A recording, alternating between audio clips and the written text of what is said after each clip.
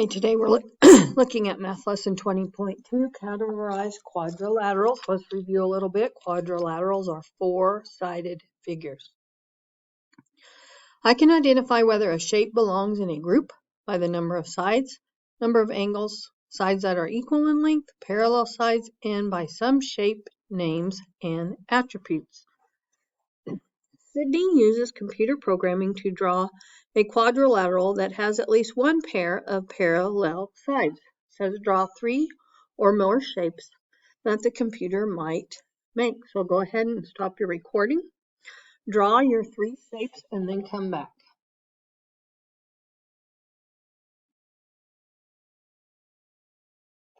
Okay, so here's an example of some shapes that you could draw.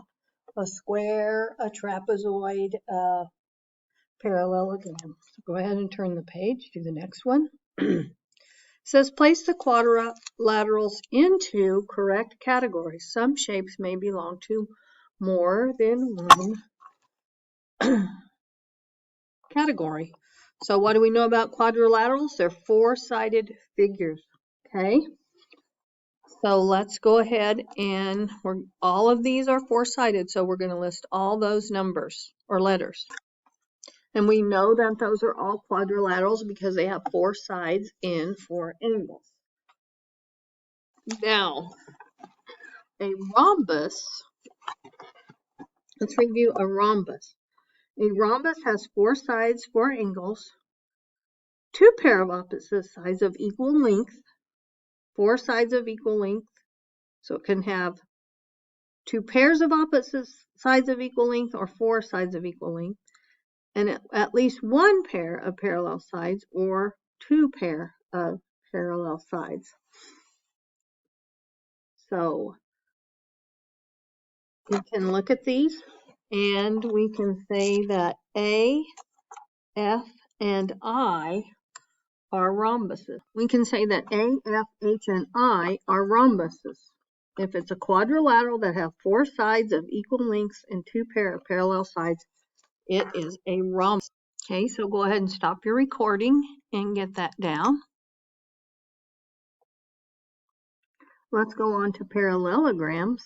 Parallelograms have 2 pair of parallel sides and 2 pairs of opposite sides of equal length to make a parallelogram. So 2 pair of parallel sides and 2 pairs of opposite sides congruent. So we can have A, B. We cannot have C because the sides are not congruent. It doesn't have 2 pair of congruent sides. We can not have D, same thing as C. E can be, F can be, and H and I. So G, D, and C cannot be because of their side lengths.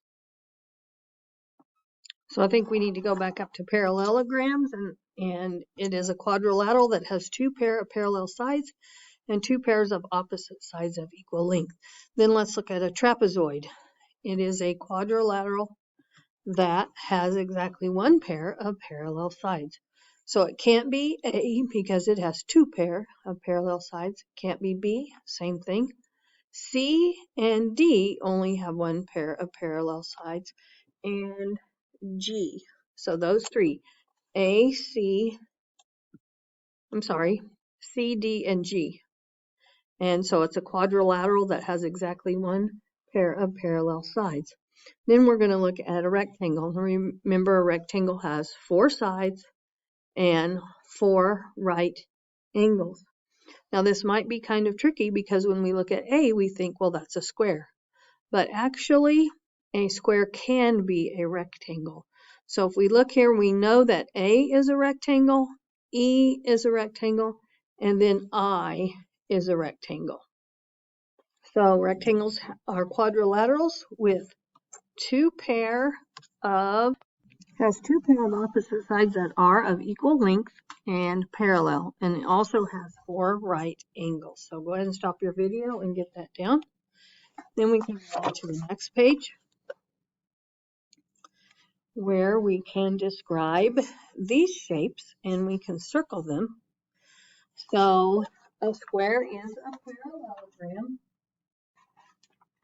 It has, a parallelogram has 4 sides and 4 angles. So let's see how many of ours have 4 sides. 4 sides and 4 angles, 2 pairs of opposite sides of equal length, and 2 pair of parallel sides. So it has all of that. 4 sides and 4 angles. Okay, so they all have 4 sides and 4 angles. Do they have pairs of opposite sides that are 2 pair of opposite sides? That one doesn't, and this one doesn't. So we can circle parallelogram there. Okay. Then are they quadrilaterals? Do they have 4 sides? Yes. Even this one, it looks kind of funny, but it has 4 sides. And then the bottom, is it a rectangle? Is a square a rectangle? We already have discussed this. And a square is a rectangle. Is this a rectangle? No, it's a trapezoid. And those are the only 2 things. Remember that a trapezoid is 4 sides, 4 angles, at least 1 pair of parallel sides. So this one can't be a trapezoid either, so we're going to cross that out. Then is the square a rhombus? A rhombus has 4 sides, 4 angles, 2 pair of opposite sides of equal length, 4 sides of equal length, and 2 pair of parallel sides. So it is a rhombus, it is a trapezoid, and it is a square. This one can also be a quadrilateral and a trapezoid, and this one can only be a quadrilateral. Okay? Then on the check your understanding, go ahead and try and do those and come back and see if you got the right answers. So A, or number 1, is a quadrilateral. It has 4 sides and 4 angles, and it is a trapezoid. It has 1 pair of parallel sides. 2 is a parallelogram. It has 2 pair of opposite sides that are parallel. It is a quadrilateral. It has 4 sides and 4 angles, and it is a rectangle because its angles are right angles. This one is a parallelogram. It's 3 is. It has 2 pair of opposite sides that are the same length and parallel. And it is also a quadrilateral. Okay, so once you've checked your work, we're going to skip this back page. And we're going to go ahead and talk about number 1 on the homework. It says, is a parallelogram always a rhombus? A rhombus always has 4 sides of equal length. A parallelogram only has 2 pairs of opposite sides of equal length. So not all parallelograms have 4 sides of equal length. So let's go ahead and okay, so no, a parallelogram is not always a rhombus, because rhombus have to have 4 sides of equal length, and parallelograms do not always have 4 sides. Even the one we drew on number 1 of our colored page does not have. Is a rhombus always a parallelogram? Well, yes it is, because it has to have at least 2 pair of opposite sides of equal length. Okay, so a rhombus has that, and it has to have 4. It also has to have. They also have to be parallel.